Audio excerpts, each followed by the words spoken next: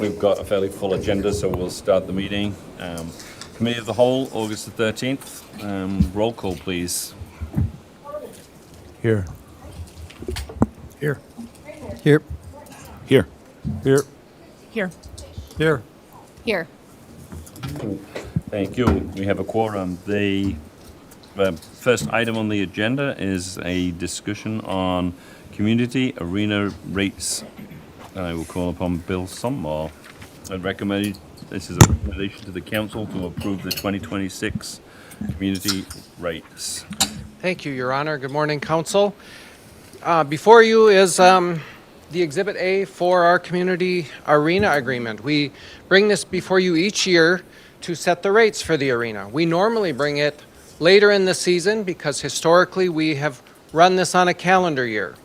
Per the request of the users, they wanted to switch that so that our reconciliation year-end is the end of March, so the end of their winter season, so we can develop a budget, prepare rates, so they have them for their season instead of breaking it between two parts of season. So that's simply what's before you today.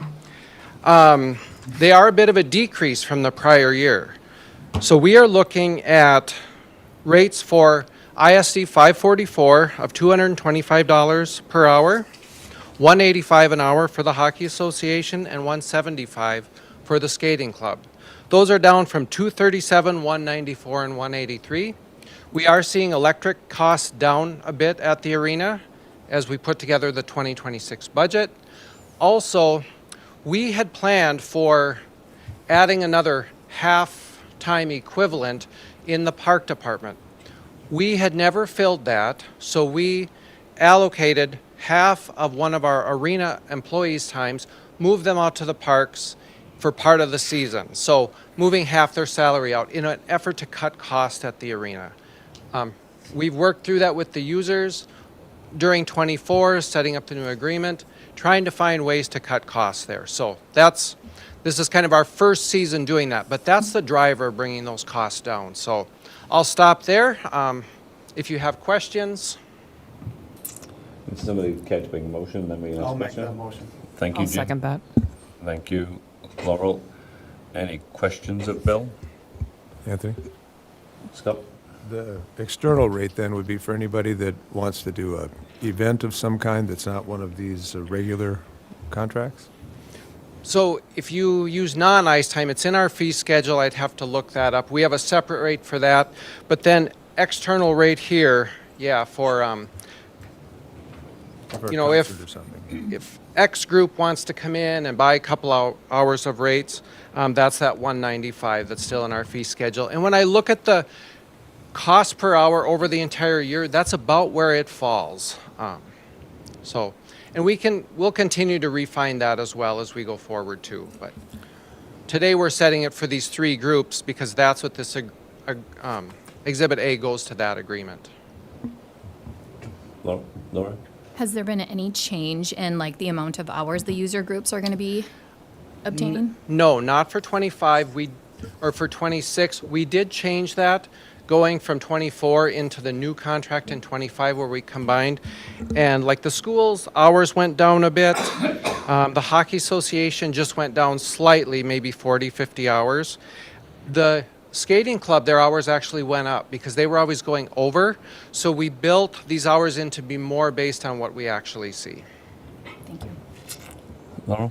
Are the curling club's hours encompassed in one of these other groups, or how does curling work? They are separate, treated as an external group. We do not have a user agreement with them. See, one caveat with these users is we do an operating cost reconciliation each year. So if we have collected more than our costs, we refund it. If we've under-collected, then we send them a bill. We don't do that with external groups. And since the curling club started later, I know, the user groups have been brought up. Should we bring them in on a user agreement where they would have that operating cost reconciliation? Haven't moved that direction yet. No. Thank you. Bill, has there been pressure from these user groups to lower the rate? Yes. And do we have enough fund balance in this account that, Our fund balance in this account is for capital purposes. And we carry accumulated capital in the general fund as part of this. We also have some leftover, maybe, I forget what it is now, in the other arena fund. I'd have to look that up, but they're for capital costs for the arena, capital maintenance. So, Yeah, and I guess but that's we where I'm don't- going. We don't carry forward, we do that operating cost reconciliation, so we don't accumulate based on operations, but for capital. And I'd have to look that up. If it's 200 and some thousand in the general fund portion and another 200 to 300 in that other fund. But of course, arenas, it doesn't take much to have a large bill for something, but I am bumping up within this annual budget, going up from 30,000 saving each year up to 40. So I'm increasing that $10,000 in the whole scheme of things to try to build that up a bit, put some more money away for those capital needs at the arena, just preparing for the future. And you're covering that with these lower rates. Correct. That's in here. So we decrease some expenses here, we increase the capital a bit, and So is there a reason that like each group is charged differently? yes. For instance, ISD 544, they're the highest because they have the most prime rates right after school. They're not skating there late at night. The skating club down lower, sometimes they don't have as desirable times for that. And also, we're trying to make this work for everyone. We want programs to work. We don't want to put any programs out of business. So we have worked, and it was during 2024 when we met many times with the groups to come what works for everyone and to try to keep everyone in business. So, I mean, thank you. No further questions? If everybody in favor of this, say aye. Aye. All those against, same sign. Hearing none. The motion is approved. Everybody good with that to be on the consent agenda Monday evening? Yep. The next item is Fire Department ladder truck update. We'll call upon the Fire Chief, Ryan Muckow. Good There is no morning. action on this unless somebody wants to make a donation this morning to buy the fire truck. Sure. And then we will allow that to happen. Al, you feeling generous this morning? I've already gave. Okay. Late and got some money out of it. Well, thank you. Good morning, Mr. Mayor, members. Yeah, so it's been a process, but rewind 30-ish years ago, and it was a big deal for this community, and it's a big deal again that we're up for a ladder truck replacement. We're kind of in a holding patterns that we are waiting a grant. Or word on the grant anyway, so we can't actually make an action this morning, so I'm not looking for that, but I also thought it was probably a good thing to get in front of you just to give you an update on where we've been and where the group has kind of landed, and also the sticker shock of some of the pricing on a ladder truck. So that is the goal of this morning, and then just some of the next steps forward. Thank you. So there's our current ladder. So it's 1995, and every 30 years is about our replacement time on a truck. And there we had the purchase price. It was $527,000, and if my history's right, I think that was probably one of the most expensive pieces of equipment the city had purchased to date in 1995. Through some really good regular maintenance, yearly aerial testing, pump testing, which we do on all of our engines, and then some refurbished areas that we've had to do on the ladder truck just because it is a unique piece of equipment. We've done some hydraulic lines. All the cylinders have been refurbished. Some rust control measures were taken because, again, on that yearly test, that's a third party. They look for things like that, and we certainly take it seriously because it's a ladder truck. That's our members are 100 feet or up to 100 feet in the air, so we want to make sure it's working good. So all that has gotten us to at least the 30-year mark, and the truck is standing good as it sits today. But we need to be prepared for a replacement. So we've done some, I feel, really good things within the maintenance piece of that to keep us moving to where we're at today. National Fire Protection, or NFPA, they put a life expectancy at 25 years, but again, through what we do with our apparatus as a community, we've historically always stayed at about the 30-year mark for truck replacement. When we've had the opportunity to go visit other fire stations during this process. You know, it's one of the questions we ask is how long do they keep their trucks? We are certainly on the longer end of it. You know, the 20 to 25 years is more the norm for like Alexandria, Detroit Lakes, Sartell, Monticello, the ones that we visited. But again, we have a pretty good in-house program for taking care of our equipment, and the ladder truck certainly is a testament to that. If you look at it in the condition that it's in, we take care of our things. Our last truck replacement that I was in front of you was in 2020, and that was our engine 2, and that one was $562,000 at that time. So here's our group, our ladder truck committee. It's been working since last September. Some of them are here in attendance. But yeah, we started the truck process build. I know the tax levy group last year had a conversation about it, and through that, some additional capital funding was provided to the account to start planning for this purchase. If I've heard correctly, the tax levy group this year has had some conversations about it, just knowing that the truck is coming due. But the group has met, and I've had the honor to sit with the group as well, just to hear where we're at and visit the sites with them. Provided a list of some different vendors, and there you can see what they were: Pierce, E1, and Rosenbauer, and those are the 3 different vendors we currently have in our fleet as part of the choosings of those vendors. And like it says, there are many visits. Some were virtual because of winter conditions. Some were site visits to actually look at other apparatus. And the ones we looked at were ones that were built within the last 5 years, or took delivery within the last 5 years. We wanted to see what options were out there. And then also a couple trucks came to town. So some of you may be seeing a truck rolling through town, and my phone lights up with, "Hey, you see this new ladder truck? Congrats!" I'm like, "Well, not yet." But that was our vendors coming to show us the truck. So some of the things that our group, we certainly look at is our current capability of what the truck is. It's 100-foot aerial platform, so it has a basket, dual axle. Our group has looked through many different options of, ridding the basket to having just a ladder to dual axle versus single axle. So they really have gotten into the weeds of what's best for our community, and ultimately the truck we have and its capability, we don't want to necessarily go backwards because it's a good piece of equipment. So we did weigh those options though of is there something that's more appropriate, and ultimately we landed on a similar product just because of how we utilized the truck and what we needed to be able to do for us. So no time like the present but to rip the Band-Aid off. So here ours are pricing. And this is contract pricing through like a source well, or where the bidding has been done for us. There's a listing that we have a assistance to firefighter grant sitting out there. It's through FEMA, and if you've been following some of the reports, you know that there's been some turmoil up and down in the federal government. So grants that were supposed to start being awarded in May have not been yet. So I'm hopeful within the next couple months we'll hear word either up or down if we are a recipient of it. Well, we did write a grant for the $2,050,000 mark. The grant max is $1 million, so the most we would get if we are awarded is $1 million, but it's half the cost of the truck, so certainly a good thing.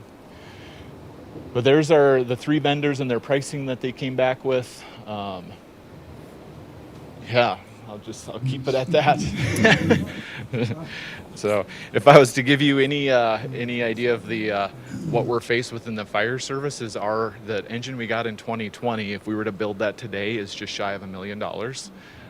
And I just talked to the Detroit Lakes chief yesterday, and they just purchased an engine which was like $50,000 under $1 million. So the pricing is all in line. I don't know what more to tell you about it other than things are really expensive. So with that, we have our capital account that we continue to put money away. Currently, there's about $400,000 in the account.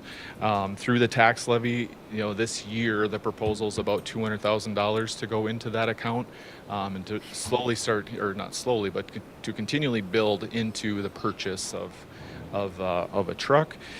We would not make it up to the $2 million mark, and that's where Bill and Andrew and I think the tax levy has talked about a financing option for part of the truck as well.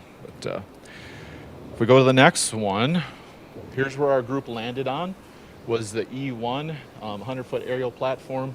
And some of the reasons of this one compared to the other ones, just the stability. We went to Sartell in the last couple weeks. That was our last trip that we took.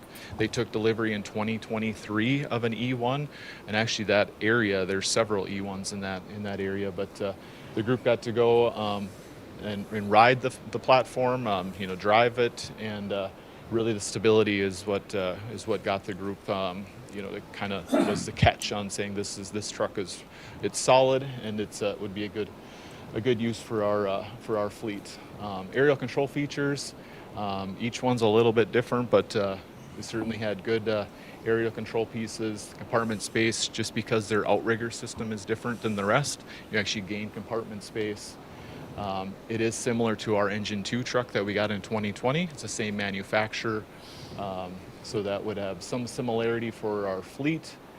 Warranty, they actually had one of the better or best industry warranties. And then pricing, it was within about $50,000 between Rosenbauer and E1, and we felt as a group that yes, it's a little bit more, but it has the benefits to outweigh that cost. So with that, like I said, not looking for a decision this morning, but as a group, we're just, if we can field questions, and if we don't have answers, we'll work on finding answers for you until we hear word from the grant, and then I guess I would be looking for if be the will of the council for us to enter into a contract to build it. The other piece of it is with E1 is it's just under a 4-year build. So with our truck being 30 years old this year, we're still 4 years out from taking delivery.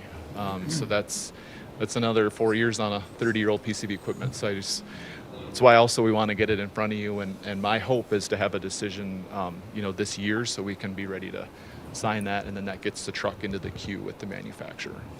So would we have to pay a deposit, kind of, and then, when would we actually have to kind of pay for it? Yeah, so the full amount can be paid at the end. There isn't a deposit that's needed. There is prepayment options that takes money off the top of the price, but again, that's where I converse with Bill on deciding is prepaying good, or is if we have money sitting in an account, are we better holding on to our own money and the gain that we would have on it. So those are things that we can work out, but there isn't the full payment would not be due until we take delivery of the truck. Thank you. Laurel? Can we enter into a contract, make the commitment to go forward, and then figure out the financing plan, knowing that this is probably the direction that we'll end up going? Yeah, we can. The only thing we can't do is commit to a purchase of the truck, though, before we hear from the grant. Okay. If they found out you said yes to buy this truck, and then we were awarded the grant, we actually would not qualify. So we have to make sure that we can be prepared to say yes, but we can't actually sign into a contract until we hear up or down on the grant. Good question. Any other questions? Scott? Do we have a time frame on when the decision on the grant will be coming? It should have been back in May, so I would be hopeful that it's within the next couple months. Yeah. If it gets longer into next year and we're up against another price increase, that might be another conversation for us to have, saying, do we just, if the will is to move forward, maybe it's, I know $1 million is a lot, but each year this truck piece keeps going up and up from when we first looked at this way back in 2020, actually, during the public safety sales tax conversation we had. The truck was 1.2-ish million. So. I commend your work and your staff. Thank you very much. This is a great improvement for our fire department. What do you have in your capital plan now? About 400,000. And I don't have the levy in front of me. Bill, what are we doing annually? We're thinking of for next year 205,000. So if we keep 4 and 2 and 2 and 2, there's about $1 million. Mm-hmm. And just highlight the warranty. Oh, yeah, I do have it in my notes. Or no, you're waiting 4 years out for a truck. Yep. It is. Yeah, It's so about there'd be 4 years $1.2 million out. out there. Huh? Yeah. Just shy of 4 years. Yeah. So I think we talked, was it 2028 or 2029 levy, significant levy impact for sure. Warranty, two-year bumper to bumper, 5-year engine, transmission, axles, 10-year on the cab, body paint, or body and paint, and the pump plumbing, and then 20-year on the aerial structure, and then 50-year on the frame rails, which most fire trucks don't make it to 50 years is in service, but it certainly shows, you know, they're building them strong, so that's a benefit there. Laurel? Is there a small town or something that would be able to purchase this at a greatly reduced number from us, so there's some value to the current truck, being that you've taken care of it so well? Yeah, there would be hope that somebody would do it, and I look through the used truck pricing, and they're into the 20-ish years. But once you hit trucks that are in the 1990s, it's like you see trucks in the 2000 2005 maybe have that $150,000 to $200,000 value, but once you in the 1990s, it's like they dropped to $75,000. But it's been taken care of, so that's a selling point to a community. And whether they can upkeep the aerial versus using it as a pump or something like that, there could be some options. So we certainly be looking to have it move on to some form of capacity that way. I think our last aerial truck went to a painter, but that was a little bit different of a truck, though. So. I sell it to Cars Tree Service. Right, and thank you, Ryan. Yes. I welcome. Thank you Just want for to your encourage the time. tax levy committee to leave that 200 alone, because it's, last year it was in there, and we, it was only 100, I think, last year. We took it out at the end, and I've been really pushing all year to leave it alone, and I hope they can leave it alone. I know it's a very tough decision, but try to leave it alone. We didn't take it out last year, we added it in. It is. Oh, did we add the 100,000? I We know we added talked, okay, I'm 100,000 sorry. in. Good, thank you for reminding me. Just wanted to The clarify. year before it was taken out, that's right. Now this end of the next steps really would be if I'll tell you up or down if we get the grant, and then I guess it'd be in front of you for the purchase. But that's our Your next Honor, steps. yeah, Thank you. Ryan, that's a federal grant? It is. There's nobody that we can push, Rasmussen or, No. it's at the federal level. It is, yep. And then I do actually email our congressional folks just on support of the AFG. They don't do anything with the review process, but we certainly ask them to keep funding it. And just to give you an idea, it's about $320 million nationwide, and we put in for $1 million. That's not a lot of money when you think nationwide, but it's a very competitive grant, but it's worth a try. So, Congratulations, and I hope you win. yeah, I do too. Right, the next item on the agenda is lift station project update. Call upon Len Taylor. Morning. Thank you, Your Honor. Thank you, gentlemen. So it's optimal in a sewer system that everything always runs downhill. But with our terrain and proximity to the sewer plant, it's not possible in our system. So within our system, as I mentioned in the memo, we have 18 lift stations in the sanitary system. There's, I think, 6 or 7 in the storm sewer system as well, but 18 in the sanitary system.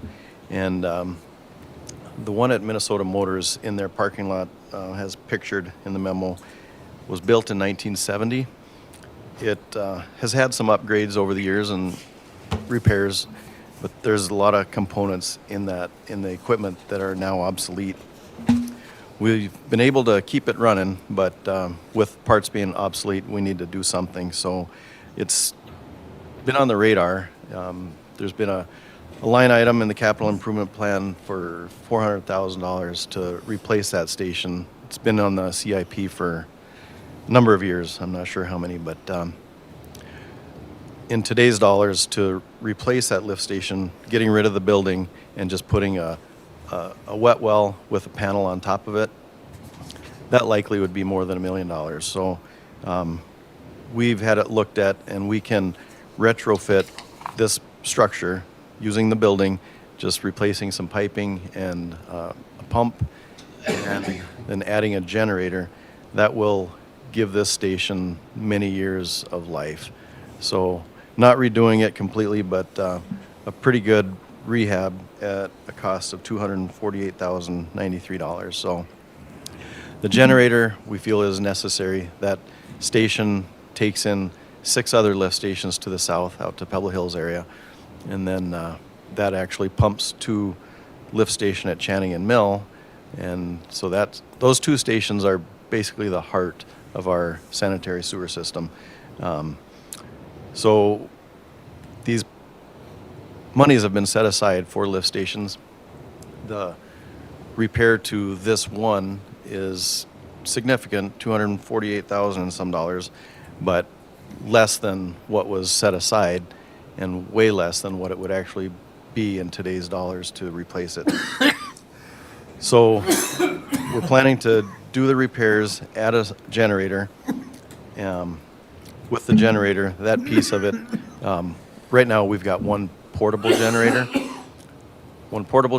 and the jetter truck. So if we have a power outage, there's crews that are scrambling to power up lift stations and pump down lift stations. So if we can just have a standby generator at these 2 stations, then it frees up the truck to go around to the other stations and help them maintain through an outage. So that work is planned for using that CIP money that was set aside. It was earmarked actually for 2026, but we're going to move it up to 2025, get the work done, and then along with that, the other lift stations that I noted in the memo, there's work that needs to be done at a number of them, but not as significant definitely as Minnesota Motor. But in total, it's another 200 and some $1,000. So I don't see it in my memo here, but it's there. 247. So it's half again as much almost as the one station, but it's repairing, replacing components on a number of stations. And these would all be done as individual projects, just time-wise. We could not shut down all these systems and do them all as one project. So we're going to just pick them off one by one, starting with Minnesota Motor as being the most priority project. Any questions? So you're not looking for any decision today, this is just an update? Just an update, yes. Scott? The work to do this repair, is it something where you bring in some outside contractor to do most of the work, or do our city people do most of the work, or share? How do you see the actual work being done? It will be done by a contractor for the most part. We will have staff on site. For instance, at Minnesota Motor, we'll have to bypass pump that. So that station will be out of commission for a day or 2. So we'll be bypassing that station and our staff will be handling that. And then with the other lift stations, they will be working hand in hand with the contractor, replacing and learning with the contractor. So do we then have to approve each of these contracts, or because of the dollar amount or the process, you just take care of it? Yes. Just because they're individual projects, they'll just be handled through the department. Mr. Taylor, I would imagine that that generator will just be on demand. It's not going to be running all the time for an impact on Minnesota Motors. And does it sit inside the house building there, or is it going to be outside? And if it's outside, do we need more of an easement with Minnesota Motors, or is everything going to look just like it does, business as usual? We have enough real estate there currently that the city owns to have the generator sit outside of the current structure, and it will be on demand. It'll be a natural gas powered on demand generator. So no real impact to Minnesota Motors. We already have it all set up. It'll be an impact because they're currently using some of city property for some of their display. Okay, that's what I was wondering. Yep. Yeah. Don? Thank you, Mr. Taylor. When a pump goes down, does the thing automatically valve shut, or does it just, I mean, how do we stop the flow or backflow if this thing is not pumping? So if it's not pumping, the sewage that's coming to it just keeps coming. Right. Yeah. And so eventually it backs up into the mains, and then we buy basements. Yes. Yeah, that gets really spendy. So there is no protection if power is out at the station to the system. I've not looked at the insurance policy yet, but is there coverage for the sewer backup? Yes. So we have coverage for that? Yes. Insurance coverage, great. Still a mess, but Oh, yeah. And it does get expensive real quick. yes. Well, I support your activities here. It's an important part of it. I think the last time you spoke about these things, you had a pump on inventory. Are they going to be all mutual kind of pumps, or are they all different sizes? Each station is sized differently for the amount it's taking in and pumping out. Yep. But each station has a duplex system, so 2 pumps in tandem. So there is some redundancy in every station. And with this work that we're doing, we're going to be standardizing all the pumps throughout the stations through the city. Right. There's where I was going, so that you get one on the shelf, something happens, it's bing bang. Right. Right on. Parts and, yeah, exactly. Thank you for your efforts. Thank you, Len. Can I add one side note? Yep. Just unrelated totally to sewer, but streets. We were made aware that the manholes on Union were not on the punch list to be repaired.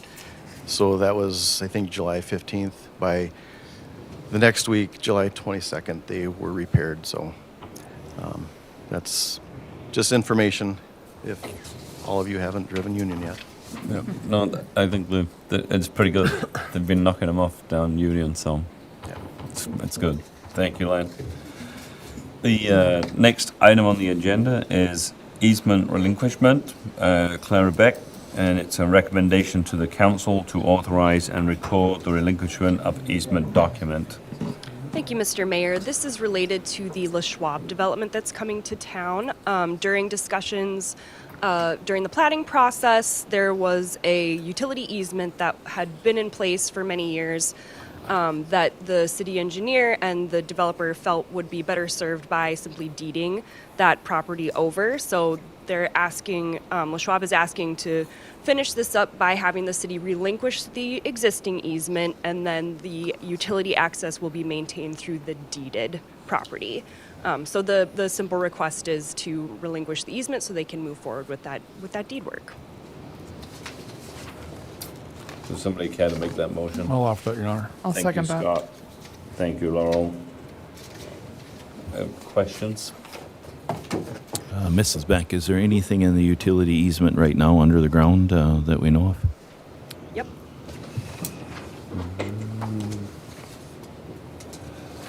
Yes, so in this area, there is city sewer and water, city water main, and city street. Okay, and how will that be affected if we relinquish it and allow development to get close to it? It won't be affected at all. It actually, over time, the goal would be through that whole stretch to turn that to right-of-way, so it's just easier for us to maintain it. Today, it's in an easement, so the city's maintaining the utilities today as is. It would be easier for it to be deeded to us as right-of-way. Good. And no effect to the mall to the west? Good, Nope. thanks. Any other questions? If not, all those in favour say aye. Aye. All those against, same sign. Motion is approved. Everybody good with that on the consent agenda? Yes. Thank you. The next item on the agenda is the cannabis ordinance update, and again, I will call upon Clara. This item in particular is updates to City Code Chapter 121 and 154 based on previous discussions of the council and the request to update the buffer zones that currently exist in our city code to match the maximums as allowed by state statute. So the city attorney has drafted those changes for you to review, but I'll just go over them briefly in case you have any questions or want to change anything. Right now, Chapter 121 is going to be amended to read that the buffer zones are 1,000 feet from public or private schools, and 500 feet from daycare facilities, residential treatment facilities, attractions within public parks that are regularly used by minors, including a playground or athletic field or other cannabis businesses. You'll note that there are two ordinances in front of you. So one of them is amending Chapter 121. One of them is amending Chapter 154, which is our zoning code. As the city attorney has explained previously, when something is amending the zoning code, it does need to kick back to the Planning Commission just for their review. So there is a second ordinance that's been drafted that is amending Chapter 151. Essentially, we're just getting rid of the mentions of the buffer zones in the zoning code because they are fully covered under Chapter 121. So we're just taking out redundancies, which is simply easier moving forward. If we do make further ordinance changes, we're just making it in one place. So that's essentially just a cleanup of Chapter 154. So that will get sent back to Planning Commission. They'll review that and then send it back to council to approve. Another change that's being recommended for Chapter 121 is based on an updated interpretation of the number of registrations that a city of a certain size is required to have under state statute. We have been working with an interpretation that we are only required to offer one registration to a cannabis business. The League of Minnesota Cities has updated us with a new interpretation that says that 2 registrations would actually be required for a city over 12,500 people in the city limits. So Rolf has drafted a further update to Chapter 121. It's tied in with that first ordinance that's in your packet.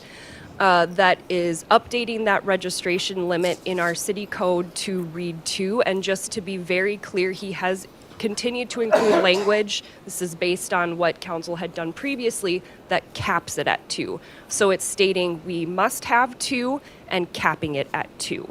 So that, if you want to discuss or ask any questions, we're happy to try to answer. This is a very new interpretation, so we don't have a lot of answers about what led to the change, but we are including it at the recommendation of both the league and the city attorney. Somebody care to make a motion? I'll offer it. and get it Thank you, going. Scott. I'll second it. Thank you, Jim. Discussion? Mrs. Beck, I want to make sure that the community knows that these buffer zones will not affect the existing applicants that have applied to our city or anything going forward with them, that their buffer zones are still 250 feet and not at the new numbers. Is that correct? That's correct for applicants currently. You will have to think about how you will want that to affect future applicants for reapplications for IUPs. Because you could read it several different ways, that you could enforce those new buffer zones or that you could grandfather them in, so to speak, but you'd probably want to add further language in order to do that. But any current applicant, no, will not be affected. These changes will not go into place until there have been 2 readings at the council level, and then there's been a publication timeline of, I believe it's 10 days. 15 days, then it would be in place. Then would be in place. I know Mr. Nicomo is not here today, but can you provide us the Minnesota statute that states that you have to have 2 cannabis dispensaries in the city? Yep, it's 342.13H. Okay, and is that off of the 2025 or 2024 statute? Is there a difference between the two? There is not a difference. So if I went to that statute today and I pulled it up, it would read 2 cannabis in a city of 12,500? It would read that one registration, so let me back up a little bit. The language in the statute did not change. It's the interpretation that's been given by the entities who are enforcing the statute that has seemingly been updated. So the language is the same from when the statute was first put in place. So if you go in now and you look at the state statute, the website where they have it all listed, at the very top it will say changes during the legislative session have changed this section of text, and it will take you to a newer version, but you will note that there is no change to section H in particular. That language is the same, and it says a city, I don't remember it fully offhand, but no, it doesn't. It does not use the number 2, but it says 1 registration per 12,500. Yeah. What was the statute again? I'm sorry. It's chapter 342.13, section H. And that basically, there is the Office of Cannabis Management also kind of is the one that led this change, and there's a statement on their website that says that a community that has 12,501 has to issue 2 licenses, and where I think the initial interpretation was that, you know, if you were between 12,500 and 25,000, that you were obligated to 1 license. Now they're saying that if you are greater than 12,500 and less than 25, you're obligated to do 2. Yeah. The concern for me as a council member is I have the statute in front of me, which is the law of the state of Minnesota, and it says the same, 1 registration for every 12,500. And so it's tough for me to take a law that will affect our city considerably from the Office of Cannabis Management, which changes things quite often, when the law didn't change. And so I think one of the things this council needs to look at is we either follow the law, which is what it is, or we look at that we decide to have more cannabis in this city. And I don't know what that interpretation is yet. I don't know what the council's appetite for that is. But I'm still, unless Rolf can give us a different law, this is the law, and it was pulled up this morning, that 1 cannabis per 12,500, no matter what people recommend. That's what I stand by, the law. Same as what I did with the 250-foot to what I thought were attractions. That's how I base my decision. So I think a bigger appetite for this council will be, do we change and go with more cannabis in this city? And I don't have that answer today. But I would encourage us to stick with what we've done to this point, because the law still says 1. Your Honor. But our ordinance says that we can have 2.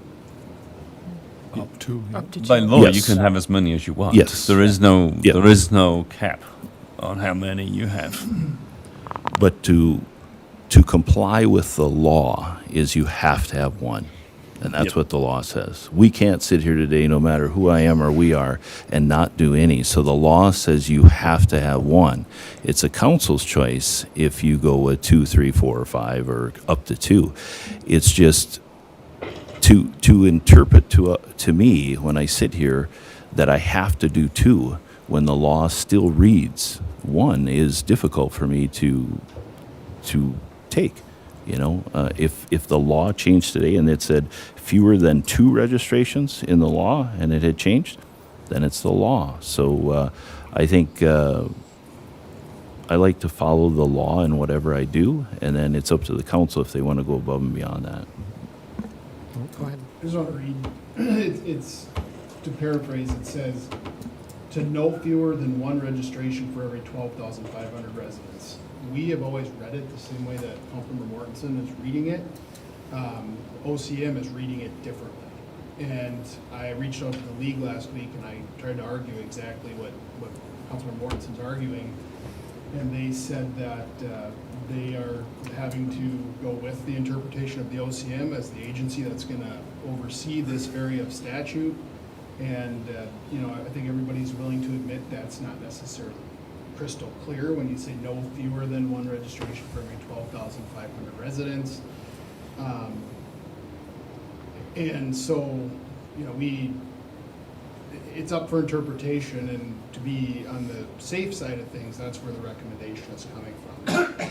If I'm making a personal decision, I agree with Councilmember Mortensen that it reads that way, and that's what we've done from the very beginning.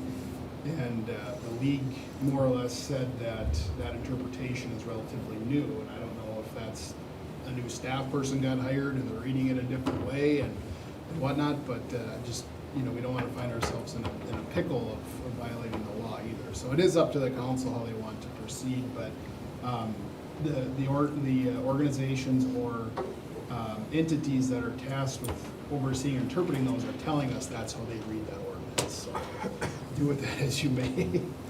And interpretation is a huge part of the practice of law. So the law will read a certain way. That's what what legislatures have decided upon, and then it does fall to people in the legal profession, people sitting at a dais to identify how that is interpreted statewide.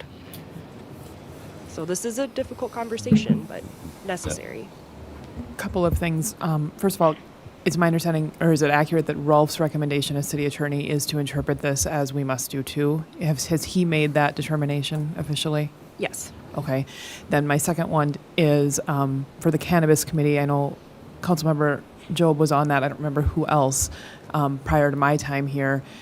When we looked at the setbacks, it's my understanding from previous conversations, and I could be wrong on this, that maps were provided to that committee when they were looking at buffers, and that they had started with the largest buffers, and then they looked at where these businesses could actually locate, and then reduced it down because they realized there weren't very many places these businesses could locate with the original buffers that were the max by the state. Can members of that committee speak to that? So we have a little more history and can be reminded of that process. We started out with the maps and we worked on it really hard and we moved it down, and Ben was a big pusher for it, to get us to the 2 existing businesses that they could stay in business. That's why the maps were reduced. And we all agreed that we wanted to keep the businesses there, because if we didn't, they would not be allowed to sell cannabis there. So that's where it kind of, in a nutshell, just came down to the 250 mark. And so they're both in the audience today. And so that's where we landed, and I think that's kind of where it's at. I think, Your Honor, the committee landed on the most restrictive, the first pass, and it came to the council, and there weren't. Oh, you're right. You're exactly right. You're right. Then I think we went a different direction. There weren't 5 votes to adopt that. The planning commission, we had. The commission yep. was asking to reduce that, and then we ultimately landed where we landed, as that was what the committee felt was the only place to get to 5 votes. And Chief Bergeron was in front of us saying it's better to have an ordinance of something than having it left wide open and not have an ordinance at all. And that's where that compromise came in. So it was simply just not the will of the council to go with restriction at that point in time. But the recommendation of the committee was to do that from the very beginning. 1,000 feet and then 500. Correct. 1,500, right? And yes, we. Would it be possible to have those maps distributed to the council? I was looking for them this morning. Right. But yes, we did have maps. Yeah. This is before back in the. Yeah, I know. And I remember because Ben was pushing for that, as you mentioned, Scott. What I think is a very poor business practice for a decision-making body is to basically discriminate against other businesses to try to keep 2 others. But yet that wasn't done on Washington Avenue for a business that's been there since the 60s. I think that we're kind of talking out of both sides here. So what is it? Is it, are we doing this to try to save 2 businesses that's already there? Or are we trying to be fair to everyone and open this up to maybe the best option? I'm not saying it's not the best option. I'm just saying we need to look at our options. So that's where I'm at with that. I know that I just don't think it's a good business practice for decision makers to either help a business or not help a business, because it's been coming up quite a bit. We talked about the 4 businesses out at the mall, and this was talked about when Ben was the mayor, and I have an issue with that. thank you, Scott. I think something to keep in mind also is the conversation, everything you've heard here now had to do with the B3 zone. All of the adjustments in the conversation of whether to try and make it work for existing businesses and that type of thing, all had to do with the B3 zone. And the committee was encouraging businesses to look at B6, where we wouldn't even have to go through the IUP process. And so to answer your question about the history of it, I think that's important to remember as well, that a lot of these hoops that we jumped through, frankly, were just trying to find a way to make it work with the existing downtown businesses. But if a business wanted to go into B6 with no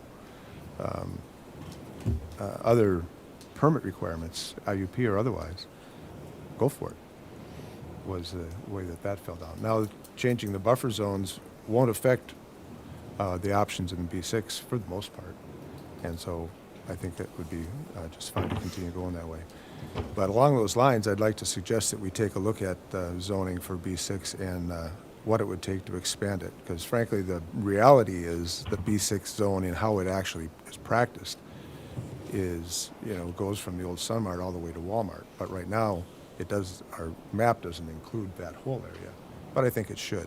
So what we would need to do to adjust the boundaries of our B6 zone is a separate conversation, but something I'd like to introduce when we have the opportunity to do that. And if I may, Mayor, and I'd also like to actually have Rolf answer that question himself instead of it being answered by Ms. Kildee about his interpretation or what he thinks.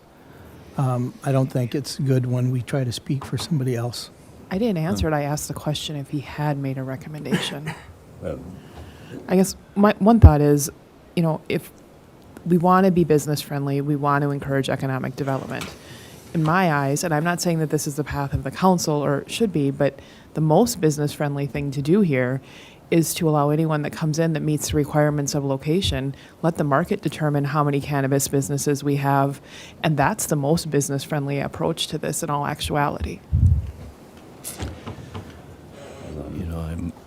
I'm going to agree. I'm going to agree with everybody. I'm not an expert in this, but I know public health, public safety, different things, and this process, in my opinion, for our community, was a flawed process. And I think we're where we are today. I believe that the capitalistic market should do its work.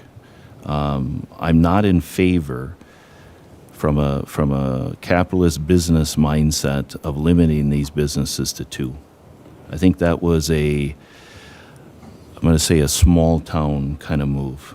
I think if you're in a larger community, if you had the buffer zones that protected the public health of our city, whether it was 500,000, whatever it was, so the city could see that, hey, they are following the state statutes and they're looking at protection of our public health. And if you talk with the public safety to see what their recommendations were, I don't think there needed to be a restriction on the number of cannabis things in here. I think you'd have had 1 down here, you'd have had 1 over there, you'd have had the maximum of probably 3 in the community. And then they would have did what business does. They would have either rise to the top or they would have fallen off to the side. And so I think what happened here is the community fell into, let's protect the 2 that we have, which is notable, and you want to try to do that, but at the same token, it took over the whole process, and now we're sitting here in a very difficult position because we have 2 or 3 2 cannabis, 3 now, I guess, that are inside our old buffer, and we're talking about a new buffer. And so, my recommendation is that you stand by the one that we decided to have to do by law, and then we start looking at where we go for 2 or 3 or 4 as a group. But if you open up 2 or 3 or 4 at 250 feet downtown, that'll do the exact opposite of what public health has asked us to do in the state. So I'm looking at this from the law, looking at it from public health, but also looking at it as a business person, that I don't really want us as a city to control their destiny. The reason I sat here the other day and I said first come, first serve is because they control their destiny. They control what they do. If they put this into a pool with 4, 5, or 6, and we sit here and somebody says, well, I like this one, I like this one, I like this one, they just let government dictate what their business can or can't do. That's why I went with first come, first serve, because if they are hungry and they want to succeed and they want to advance, They will get that application in, and then we go forward. So my thoughts are we need to stay the path that we're heading right now. I would like Rolf's interpretation of 2. This council may get to 2 or 3 as we go, but for right now, I would recommend we stay with 1, wait for Rolf's interpretation, we move forward with the process that we're going, knowing that this thing is going to wobble and weave, and everybody just kind of take a breath and let's get this cannabis on the road in our city. So I think, obviously, then basically to surmise, obviously the ordinance that's in front of us states 2, so we can bring this back for discussion on Monday night with Rolf here to interpret 2 or not to 2, and also maybe ask him to look at language about grandfathering in those businesses that would have got the IUPs in place. Is it something where we can, if the will of the council is to remove that limit, do that in this process? We don't have to go through all the publishing and all that process again?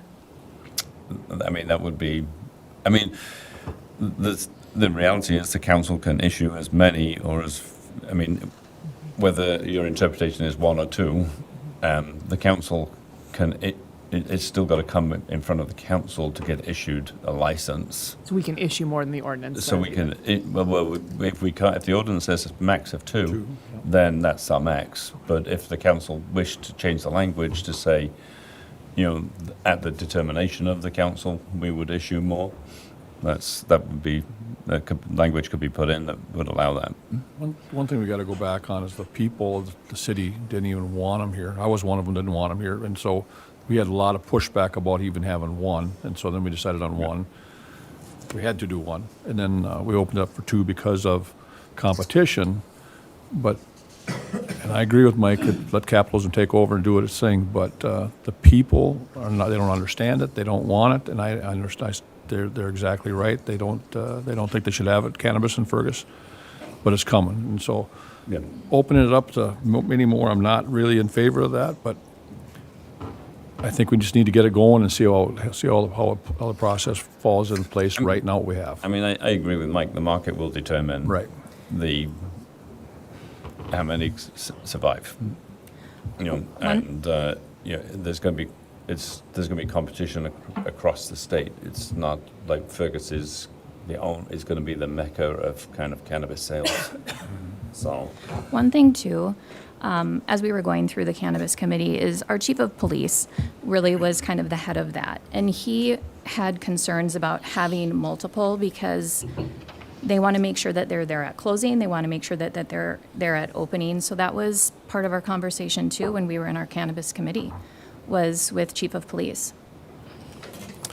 Your Honor, one last thing. That brings up a great point from Councilmember Job, is that we are in a transition of a police chief now. And he's coming from, I think, a state that is pretty restrictive on cannabis, where he's coming from. And I think, to have him start off on the right foot and have all of us have his knowledge, I think he should be part of the conversation of what we do with 2 or 3 or not. I think it's important to do that. So I'm sticking with us to stay the course with 1, and then open the conversation with him, open the conversation with public health, open the conversation with everyone. But I want the community to know that this council up here is trying to do the best for all of you, and you cannot stop cannabis from coming to this community. You can't. The law says you can't. As much as we'd want to and not want to, you cannot do that. So the best thing to do is get this as a group and figure out what is the right public health, public safety, and what is right for these businesses that is on a fair field, not a biased 2 and everyone else is out. Thank you. One last comment, Your Honor, one last comment. At the same time, the county has a limit of... No, the county has no limit. There's no top limit? There's no limit. There's a minimum. Okay. I thought it was you had a max. No. I'm sorry. Apply in the county, but it doesn't matter because you have your own ordinance. Right.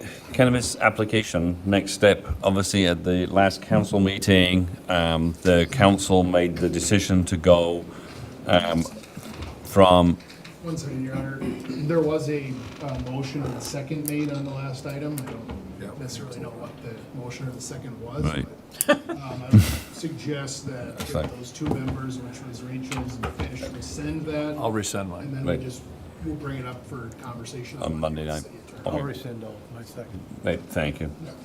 Thank you for the point of order. Yeah, sorry. I No. didn't interrupt you. Naughty boy. That's your first mistake. Yeah. Right, so with that, obviously, the council at its last meeting decided to go away from a kind of an open window for application to a first come, first served process. And as obviously expected, there was a flurry of activity, and there was kind of applications that came in. The emails were kind of obviously unnoted in terms of time, but I think it's now in front of the council to decide what they wish to do with these applications that came in. We have 3 applications, one from Sugar High, one from VTDO, and now we have an additional one from NB2A Investments. So it's over really as much to the council. We now have formally 3 applications which we have to make a decision on. And how do you want to do that? Obviously, just for those in the audience, we can't make a decision today. We'll only make a recommendation that something goes to the council. At that point is where it's only in a council meeting on a Monday evening that decisions get made, up or down. But today is about discussion of how we want this process to proceed. Scott? Well, to put a suggestion out there, this is what I would suggest, is what was presented to us was a scoring matrix and a process that involved a calendar out in September when we would meet and go through the steps of weighing which options to select. And I think that we should stick with what had been presented under that way to go forward. I think that was a fair process. It answered a lot of questions as far as, just what do we do and how do we do it, and how do we defend our decision. And, the question of whether it's first come or first serve, I think that just becomes one of the pieces of the puzzle in the scoring, not just the deciding factor. We're not on the national news or anything, and so for people to have known what we were doing and what we were asking and when they had to get this in and that in, I just think that has added a twist to things here kind of at the last minute. And so my suggestion would be that we stick with the scoring system that was suggested, the matrix, and the timeline that was also suggested, and move forward along those lines. I think that would change what we voted against. And we voted against doing that on last Monday evening and replacing that with a first come, first served process. So if we want to go back to have a scoring matrix, the council would have to now make that decision, reverse that decision. How does Almost that, seems consistent with how this has gone, doesn't it? Back and forth? It just does. how does that work with the fact that, was it passed that we were going to do the scoring if there were more than one applicant in December? I wasn't here at that point, but Yes. was that passed into ordinance as well? That was the purpose of having, an open enrollment period. Right. Okay. So, I think we have applicants that want to talk. yeah. Is that possible? Okay. We'll start with this gentleman. Oh. It's okay, go ahead. Okay. Ladies first.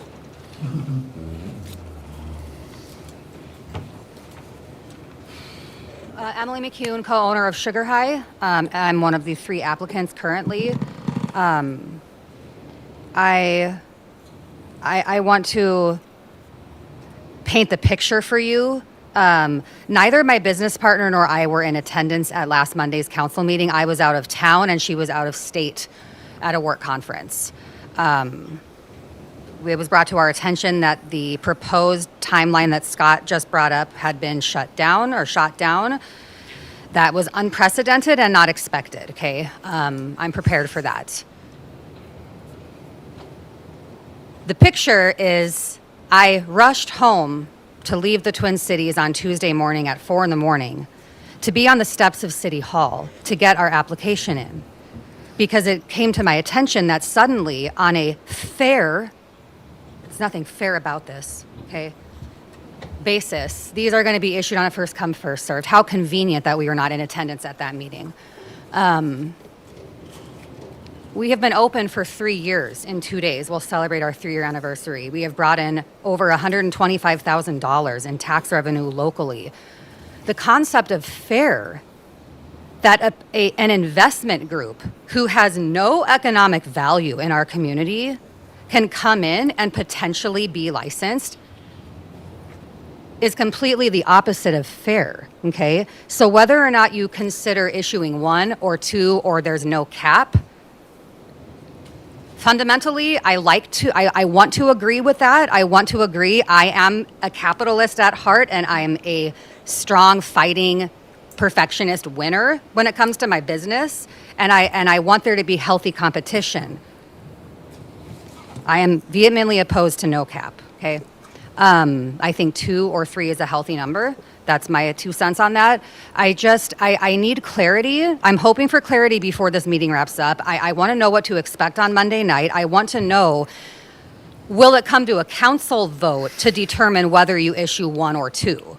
Is it possible to get an answer for that right now? Is that the kind of issue that if after discussion and it comes to Monday night, will it be a council vote to determine whether there are 1 or 2 or no limit to licenses issued, or how does that work logistically? The current ordinance is in place until the ordinance physically changes. And then obviously there would be the interpretation piece of 1 versus, I mean, the ordinance today says we must issue 1 and up to 2. Right. And that ordinance obviously is in place. Technically, that's probably what the council would live by until the ordinance is changed, until there's discussion on Monday evening about the interpretation of whether it's 1 up to 2 or whether that changes to 2. Sure. So as my a base. primary concern given that is that somehow an applicant beat me to being the first one to be submitted on the first day that the city was accepting applications. And then there comes the confusing conversation of, well, what are we operating on? Timestamps? Do things that were submitted? I was feverishly submitting the required documents all night on Monday, August 4th, okay?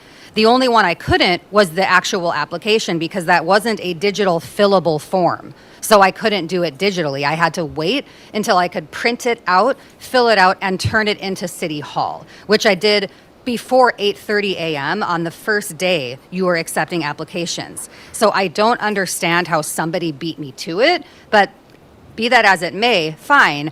There's just the vetting system that was proposed initially from Clara last Monday is the only fair, reasonable way to determine who gets the cannabis license or license is. The broken down structure of points. Is this locally owned? You know, are you providing a business plan? All these things, the agricultural opportunities, everything was so thoughtfully curated and presented. I just could not believe that. This is messy. This is not fair. Please hear this. And I will honestly be anxious, but looking forward to Monday night. And thank you for answering that question. I'm not even still fully clear on what this is going to look like. I need to know how many are being issued. I need to know if, because my application that was timestamped at 8:20 or whatever it was a.m. on the first day could potentially be overturned or not issued because somebody not even from Fergus beat me to it. Not fair. I'm sorry, I'm not trying to be mean. This is 3 years in the making, okay? We've done a lot for this community. I don't want there to be only one. I don't want there to be only one. Thank you. Thanks, Emily. Mr. Nelson?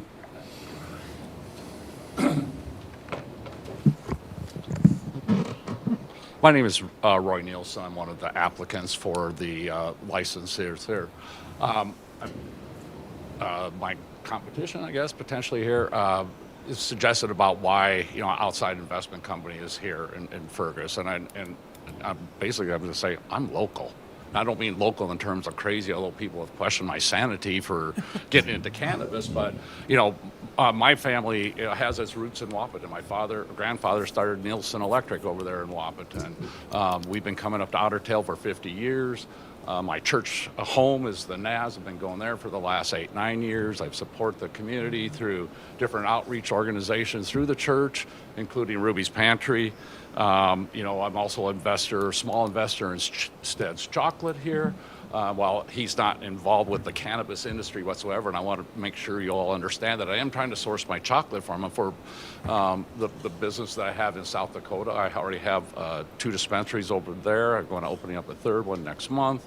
I've got cultivation, I've got manufacturing. We're also looking at trying to do those things here in South Dakota as well. Just a little bit about me, because again, I am out of state. I admit that, but that's under the advice of accountants and lawyers. My heart, my head, it's on my lake home on Blanche. That's home for me, other than tax-wise. My background been in the pet industry. I've had 3 companies. I had 100+ employees. I dealt with 50 boards of pharmacy. I've dealt with the EPA, the USDA, the Department of Ag, the FDA. I joke, if there's an A or an A-hole, I've dealt with them. Or I should say my team has dealt with them. So, I've done regulated stuff. So, that's where I'm really advocating that you look at the merit base. If my competition, based on the criteria is selected, then so be it. But I just don't want to have people think, oh, I'm this out-of-state investment group, because I'm not. I'm a local. I'm here almost every Sunday for church, Walmart, but who doesn't go to Walmart? But anyway, also part of my organizations that we give back to the communities that we're in. We formed a nonprofit. We've supported different organizations. We probably would have done something with the firefighters here. Part of my business plan also requires the city council, to approve selling me land. Also some rezoning there.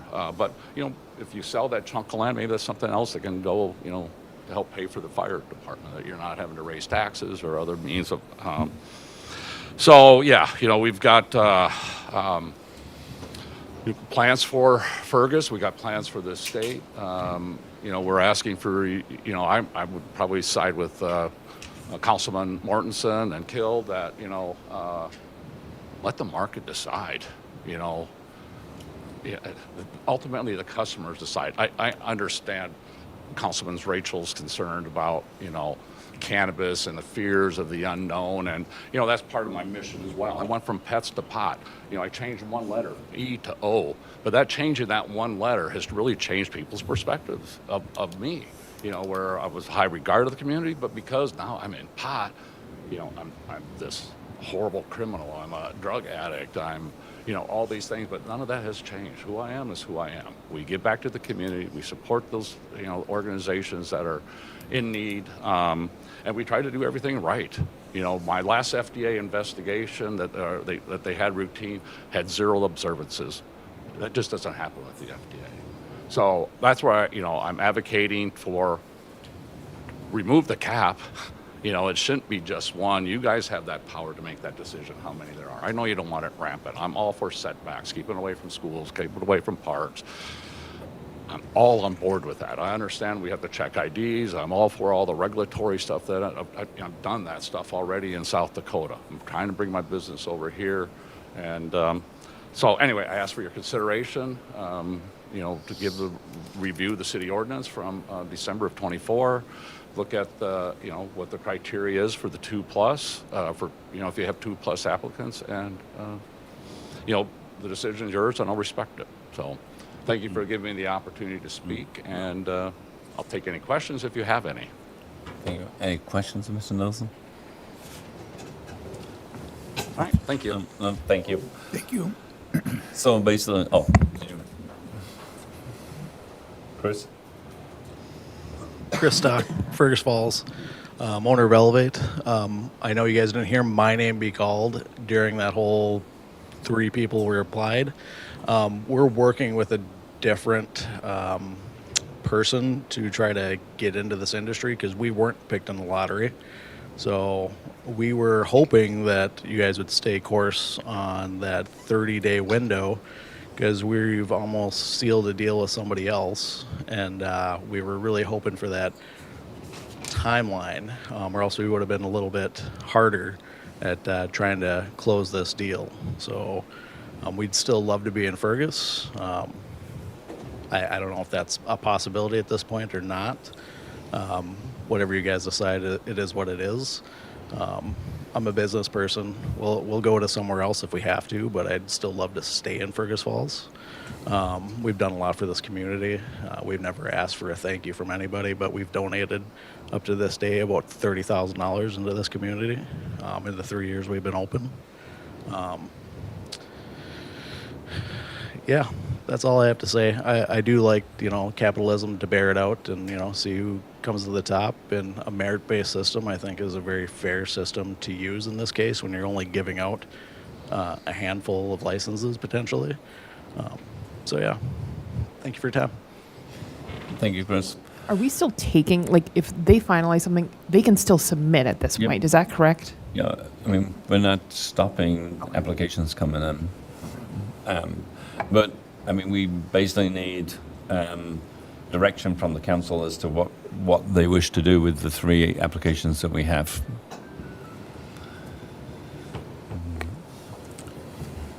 Your Honor, are you looking for a motion or just comments? I think some discussion about like comments. What we're going to do. We have 3 applications, so Yeah. we have to make a decision. I'm gonna stand by my motion from last council meeting that first come, first serve to this community, and I think the reason for that is specifically to kind of Emily's comments is that she's been engaged in this the whole way. She's been doing things with this the whole way. A first come, first serve. It took Mr. Nielsen until Thursday to get there. First come, first serve was designed for companies in this city or anyone that was involved in the process to be able to say, hey, we're on it, let's do it, we're ready, let's put it in, and let's go. If we had a pool that we go into, that's going to change it for the local companies considerably. Mr. Nielsen here has a great proposal for our city. He has a proposal of a whole new building, buying a piece of property, expansion, putting it outside of the downtown. He has things that this community would absolutely adore and go for cannabis. But when we put together the process, first come, first serve, this was for those local businesses to get in there and do it. And I think I will never go back on something that I believed was ethical, integrity, and was designed to not have those businesses be under the thumb of the city to decide if they're going to sell cannabis or not. I wouldn't want that with my businesses, to have the city decide if I can do something. So I say that we stick with first come, first serve. We don't know if this will end with 2, 3, 4 in the future, but for right now, to change that process, I think would be just an integral, ethical, not right. Laura? I respect Mr. Mortenson's position on this and thinking that we're protecting and doing what's fair for these businesses. But what I'm hearing this morning from these applicants is they would like the ranking process. They would like what they thought was going to happen to continue. So out of respect for that, what I'm asking is to make a motion that we continue with the ranking process. I'd second that motion if you're going to take one. Well, I think that's, I don't know whether, I mean, at this point in time, We gotta do it on Monday night. yeah, I think we have to do Well, that. the Monday. motion to take it forward Yep. with that. But I think we, at this point in time, the way we sit is that we have 3 applicants that came in, 1, 2, 3, and we have to make a decision on which one of those are we going to give the license to, which, is it number 1? I mean, and is that was the direction that the council set. So on Monday evening, do we bring in front of the council that ranking, that X was first, B was, Y was second, and C was third. And then the council votes as to whether they're going to give them the license or not. What's the interpretation of first, second, third? First with everything in, first with, because I think we were if bing, you go back- bing, bing, bing, bing. Go back and look at the minutes. It was application in. That's That's all it said. So complete application? It didn't say anything about a complete. It said application, in which I think, you can interpret that any way you want. If you want the city to help you with that application, it's a first application in.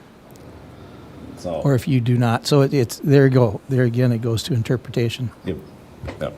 And so basically, is that the interpretation that the council wishes? Is is it the first correspondence or the first application? I believe that the first application that came in, that was complete. You could write your name on it, and that'd be an app, and hand it in, but it's not complete, so it's going to put Claire in a heck of a bind. But we did do this. This is not a decision that staff No, she's is the time, making. and I don't want to put it on her, but Yeah. that's what we got to look at. We got applications, I think they all came in really close, the first two anyway. Yep. And then whenever they were completed, because I think there were some things that were missing, is only right. I mean, anybody can write their name on it, put an application, well, you get it then. Well, that's not really fair if you have a completed application. I guess, So- Your Honor, my concern with this first come, first serve is in some ways, that process is favoring the local entities that have been part of it. There are others that didn't have to be part of this because of the fact that they were looking at zones that didn't need a conditional use permit. To be fair, the ones that we have interfaced with are the ones that needed the conditional use permit. If you had no idea this process was changing, you had no reason to be watching that meeting to rush out of here to send an email to try be first in line. I'm concerned about the fairness of that. I understand if you're ready and you're ready to go, but we had no blanket way of communicating with the general public this was opening at 8 o'clock that Monday night. And I'm concerned about the fairness of that. But that's what the council voted for. And I think that I mean, personally, I regret that decision. Right. I mean, that was a decision of this body, was to change it from a matrix-based analysis to a first come, first served basis. So Can we move this to the- this body would then on Monday evening have to change that if that's what they now desire, to go back to something different, to be We could make a motion to move matrix-based. it back to that Monday night discussion about Yep. this and start all over. So on And Monday open that up. evening, we will put it on the agenda then to have a discussion on application process, so that we can have this discussion again Monday. And at that time, we can entertain motions and either We could do continue. something tonight. Yep. Today we can't do nothing. But basically, we now have an obligation to the three applicants. So we have to make a decision at some point. So we'll be back on the agenda Monday night for discussion. Your Honor, we do have a motion and a second again. We do. I can pull it. Scott, you want to pull yours? Second? Yeah. I'll rescind mine. Yeah. Yeah, with the comment, I guess just to reiterate what you said, that if we were expecting to use this as a real piece of the deciding factor, it should have been announced as a part of our plan from the beginning. Just in the same way that the state said, okay, if you want to be in this business, we're going to have a lottery in June. So then the people that want to be in the business know that this is the process, and by June they get their stuff in and blah, blah, blah. To have it happen overnight, I can't see how that makes any sense. Right, thank you. All right, the next item on the agenda is HRA levy request, and a call upon Michael Olson, a recommendation to the council to approve the HRA 2026 tax levy. Good morning, Mr. Mayor. Good morning, council members. For the record, Mike Olson, Fergus Falls HRA. Thank you for the opportunity this morning to present. Just to be respectful of time, I want to make sure I looked at my clock before I stood up, and we're approaching 8:30. Everybody has time to continue? Yep. Great. Just a couple of things to start out with, I guess, from the letter that was provided in your packet this morning. Minnesota Statute 469033 is the language that provides for what an HRA can request as a levy amount. It's set at a percentage, and it's 0.0185% of estimated market value. I just wanted to make sure that we had that in front of us so that we can, that's how I determine the numbers. I talked with the folks at Ottertail County in the GIS department. got a total number of parcels with a total estimated market value, and then ran the math out. So as you can see, from last year to this year, the number of parcels has increased in Fergus Falls, the value has increased, and proportionately our request has increased by about 5%. So looking at that, and one of the ways that we use the funds, of course, is to help cover the administrative costs of the agency. A number of our federal programs, and I've stated this in the past, but it's important, I think, to put some focus to it. Our federal programs, like the voucher programs and the public housing programs, have, generally speaking, funding that covers the programs themselves, but the administrative fees earned tend to be lower than what's needed to cover the administrative costs of the agency. And so we leverage this local tax levy, and in doing so, we're able to bring in between state and federal funds about $2 million annually into the community. So all of our assistance stays in Fergus Falls. Our voucher program is a program that pays, on a tenant's behalf, pays directly to local landlords. The last couple of months, we've assisted just under 200 people, about 170 to 180 something households receive assistance from us through the voucher program. Excuse me. Our average housing assistance payment is around $500 per participant or per family. I didn't run a census report, so I can't say for sure what the breakdown is of those participants in terms of 0-bedroom, 1-bedroom, 2-bedroom, 3-bedroom, 4-bedroom, etc. But just speaking in broader numbers. As we talk about the voucher programs, we were awarded, just recently, I shouldn't say we're awarded. We have due diligence work and agreements to get in place with Minnesota Housing. But Fergus Falls HRA so far has a successful application in for the Bring It Home program, which is a new state-funded voucher program. Our award there is about just over $400,000 over a 2-year grant. So between housing assistance payments and admin, we anticipate financing for about 25 additional families in Fergus Falls. That program has a preference for families with minor children, so it's highly likely that the HAP payments for this program will be a little higher because we're likely assisting families in larger bedroom size units. So again, we're anticipating assistance for about 25 additional families there.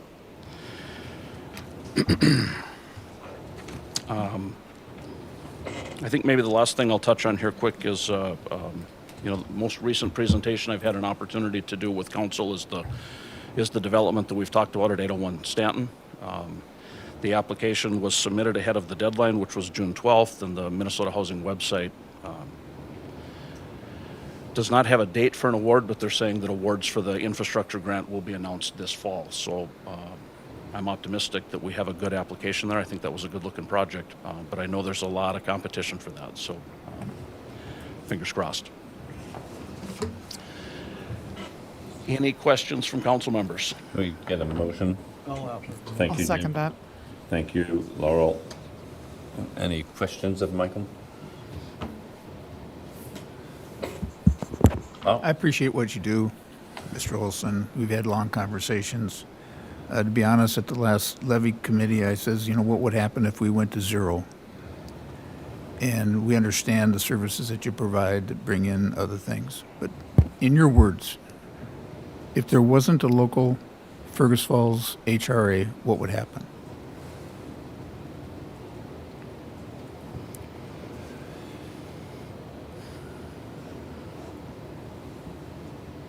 That's a very good question. And I'm not shooting at you, I'm just asking the question. Sure. Because would it be taken over by somebody else? Would all the housing funding go away? And I think what would help me is if you and I, again, we've tried to sit down together and you provide me what is really done, other than just a narrative.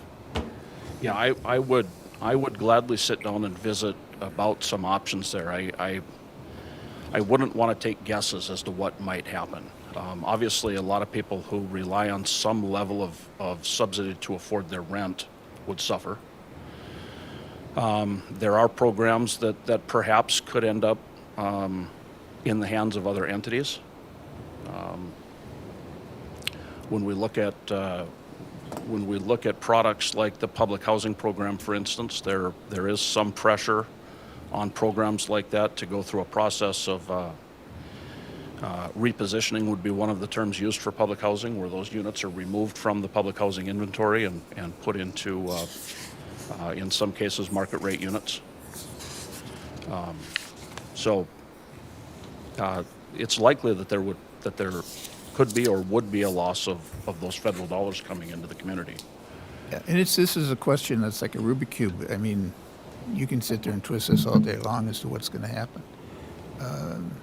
And my question in the levy committee was just a question. What would happen if it went to zero? Number two, the second thing we thought about is I couldn't find your Fergus Falls HRA is a single unit, correct? I'd like to see your 990 and see what your budget insight is. And then maybe we should sit down and you could provide me some of these other benefits that are coming in. Certainly. That'd be wonderful. Thank you. And again, I wasn't going to cut it to zero, but it was a question. Thank you. Any other questions of Michael? Yeah, Your Honor, it's not to the motion or anything, but you know, Mr. Olson, you took some heat about Garrett's Grove in the past, whether it was staffed or it was this or not, or where it is. I just want an update on Garrett's Grove. Where are you at now compared to when those questions were asked of you before? That's it. Sure, good question. Garrett's Grove is currently staffed during regular business hours by 2 full-time case managers that are provided through a MOU that we have with LSS. We have on-site nursing that's provided through Lake Region Healthcare. We have part-time maintenance and part-time property management on site. The units have been completely full since we've been at 100% capacity, I would say, maybe since January, certainly by February. And yeah, otherwise no real staff no real change in staffing. What are business hours? I think LSS staff is on site from 8 to 4:30 or 8 to 5.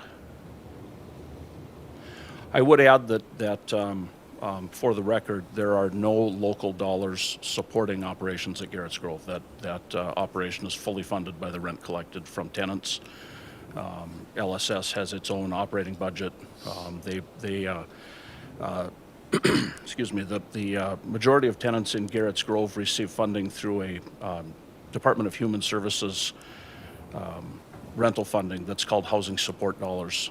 Those dollars, there's a couple of different pools there. One pays for rent, one pays for a supplies budget, and another is a service budget. And so tenants that participate at some level in case management, Human Services is able to support that case management. So the tax levy that I'm requesting today, and looking, I guess, historically over the past year, the dollars that fund that development are coming completely from that development. Thank you. Yeah, I serve on or help or attend their meetings. I'm not on the board, and they're very, very thorough about how they take care of their bills and where the money is spent and how it's spent. They do a really good job. It's a very well organized HRA committee. I guess you call our board. I guess we call it. And so their money is not wasted. The money is used where it needs to be used. And so I just want to commend. I had never seen that before, and I've been to, I don't know, a handful of 4 or 5 of them, and it's a really good business that goes. And they help a lot of people. I mean, you don't know. I mean, like, talk about what would happen if they disappeared. Well, 180 people would lose $90,000 a month would be gone for help rental. So I mean, it's just they'd help a bunch of people. So. Thank you. Arnold? Yeah, like Scott, I have respect for you and everyone here. I served on the housing group with you, and I think it's important for the community to know, yes, we are supporting this, but by having you, you are one of those people, along with some of our staff and others, that are going for outside dollars to bring into our community.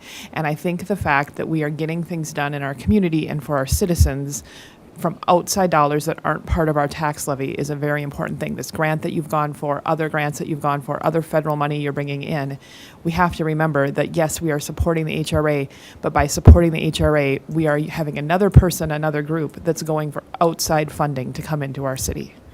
Thank you. Right. Your Honor, just to summarize, though, just to reflect the position, all the departments have been asked to cut. And, you know, we just can't, and I'm not saying we are, I'm just one person.